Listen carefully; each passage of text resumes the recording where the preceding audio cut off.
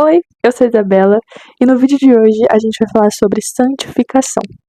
Vamos dar uma olhada em 1 Pedro, capítulo 1, versículos do 14 até onde Deus permitir. Vamos ler primeiro do 14 até o 16. Como filhos obedientes, não se deixem amoldar pelos maus desejos de outrora, quando viviam na ignorância. Mas assim como é santo aquele que os chamou, sejam santos vocês também em tudo o que fizerem, pois está escrito: sejam santos, porque eu sou santo. Então, é muito importante que a gente se santifique dia após dia. Ai, porque eu me converti, agora eu sou salvo, não importa o que eu faça, porque Deus me ama. É um assunto meio polêmico essa coisa de salvação se perde, salvação não se perde. Não vou entrar nesse mérito porque eu não tenho base teológica suficiente para falar sobre isso. A questão desse vídeo é: Deus nos deu a obrigação de nos santificarmos dia após dia, sermos santos como Ele é santo. E se você for parar para pensar, isso é o mínimo que a gente faz em troca do sacrifício dele na cruz por nós. Muita coisa que a gente faz como cristãos para retribuir o amor de Deus por nós, ou o sacrifício de Jesus na cruz por nós, é só simbólico, porque nós sabemos que nada do que a gente fizer nunca vai ser capaz de retribuir aquilo que o Senhor fez por nós, porque Ele sofreu uma dor que nós nunca seríamos capazes de sofrer. Ele fez um sacrifício que nem se juntasse toda a humanidade seríamos capazes de resistir ao sacrifício ao qual Ele resistiu. Então, tudo isso Ele fez por nos amar. Eu espero que vocês consigam compreender a dimensão desse amor, porque Ele ama a gente de uma forma, assim, imensurável. Não dá pra explicar, não cabe, entende? E o mínimo que a gente faz em troca de todo esse amor é tentar sermos santos como Ele é santo. Porque eu acredito que não dá para nós, como humanos, dentro das nossas limitações, da nossa natureza pecaminosa, sermos santos como Ele é santo. Mas a palavra de Deus fala pra gente se santificar dia após dia. Ai, tá, mas o que é se santificar? Se santificar é correr da vontade da carne. É você renunciar àquilo que você quer, àquilo que sua carne quer fazer. Então, por exemplo, eu tive que renunciar a muitas coisas por seguir a Cristo. Desde coisas que são descaradamente pecado, até coisas que são consideradas menores, mas que para mim não eram tão menores assim.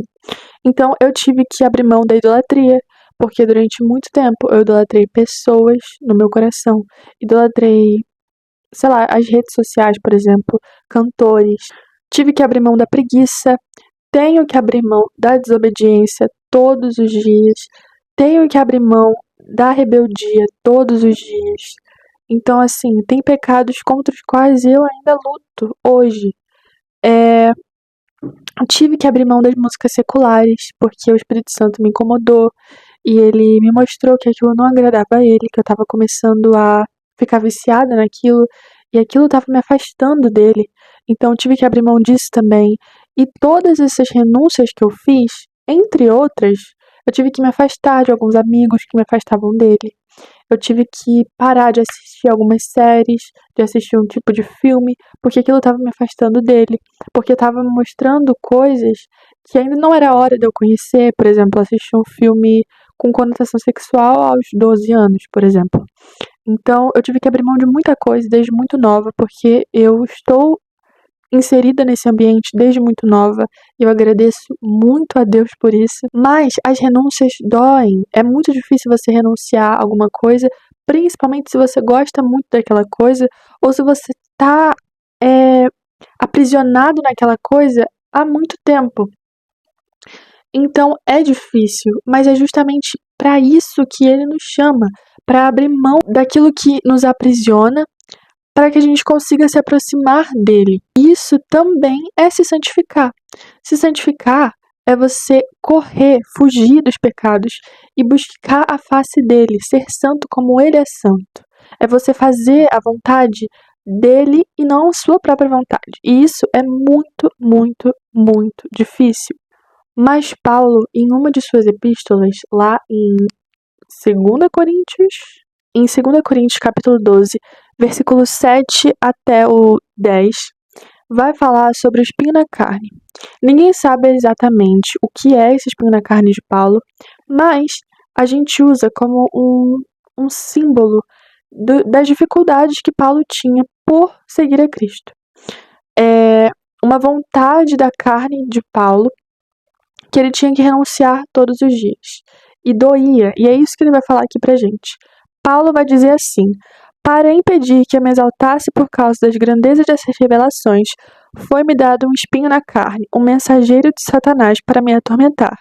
3 vezes roguei ao Senhor que o tirasse de mim, mas ele me disse: minha graça é suficiente a você, pois o meu poder se aperfeiçoa na fraqueza.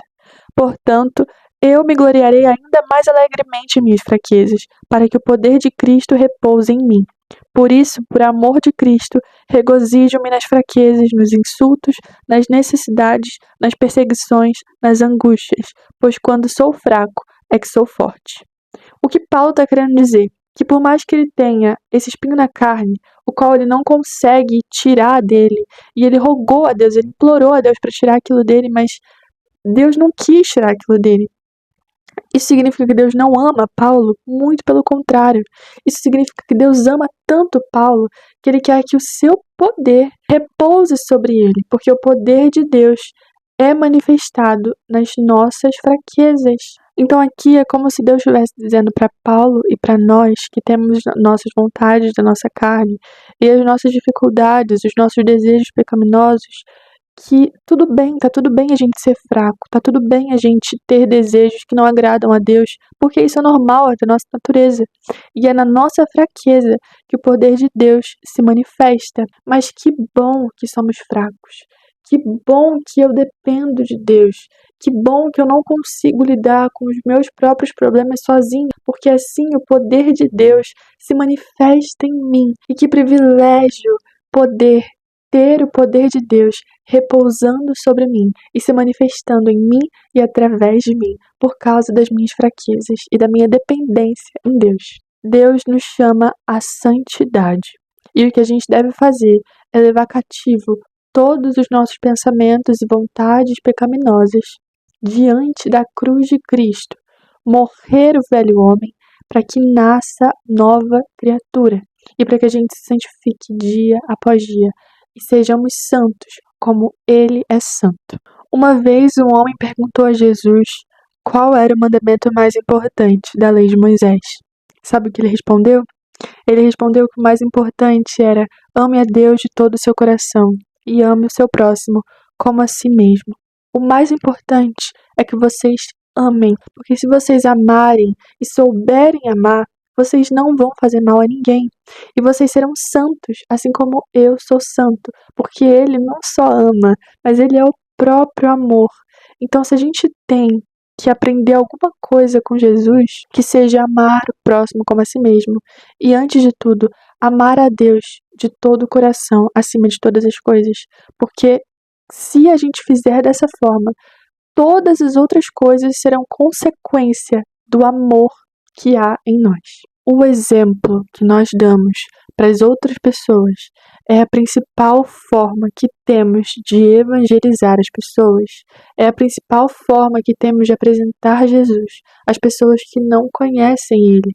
O exemplo que nós damos. Porque como a gente pode, como a gente tem a capacidade de chegar em um lugar público, na nossa igreja, na nossa casa, na nossa escola, no nosso ambiente de trabalho, para pessoas que convivem com a gente e falar em alto e bom tom: eu sou cristão, eu sigo a Cristo, eu amo Jesus, eu amo Deus e eu sigo os passos dele. Como a gente pode falar esse tipo de coisa e depois, quando a gente chega em casa, a gente desrespeitar os nossos pais, a gente xingar até a 5ª geração dos nossos irmãos, porque eles, sei lá, fizeram uma bagunça, porque eles irritaram a gente? Como pode a gente sair na rua e falar santo, santo é o Senhor? Como pode a gente ir no culto de domingo, filmar o culto e postar nos nossos stories e chegar em casa e ficar irritado porque a nossa mãe pediu pra gente lavar uma louça, sabe? Como pode a gente falar santo, santo e não demonstrar Jesus nas nossas atitudes? Porque se o Espírito Santo habita em nós devemos transmitir ele. Não só devemos, é uma coisa natural que acontece. Se o Espírito Santo de Deus está em nós, ele transborda através de nós, ele age através de nós. Se isso não está acontecendo, tem alguma coisa errada. Se o Espírito Santo de Deus habita em mim, então por que eu continuo caindo naquele pecado de estimação? O Espírito Santo de Deus habita em mim, então por que eu estou desonrando os meus pais, desonrando meus irmãos, desonrando a minha família o tempo todo? Se o Espírito Santo de Deus habita em mim, não era para eu estar agindo assim, e de fato não era para a gente estar agindo assim. Se o Espírito Santo de Deus habita em nós, por que continuamos agindo como o velho homem? A gente tem que abrir os nossos olhos e buscar a santidade dia após dia. A gente precisa andar como Jesus andou, pensar como Jesus pensou, agir como Jesus agiu. Porque se a gente não fizer isso, não estamos sendo cristãos de verdade. 1 Pedro, capítulo 2, versículo 1 ao 3. Portanto, livrem-se de toda maldade e de todo engano, hipocrisia, inveja e toda espécie de maldicência. Como crianças recém-nascidas, desejem de coração o leite espiritual puro, para que por meio dele cresçam para a salvação, agora que provaram que o Senhor é bom. Que estejamos dispostos a aprender com o próprio Deus, como amar, como ser santos e como obedecer à sua lei, como agradá-lo dia após dia e como fazer morrer as nossas próprias vontades para que a vontade dele viva em nós e através de nós. Deus abençoe vocês. Até o próximo vídeo.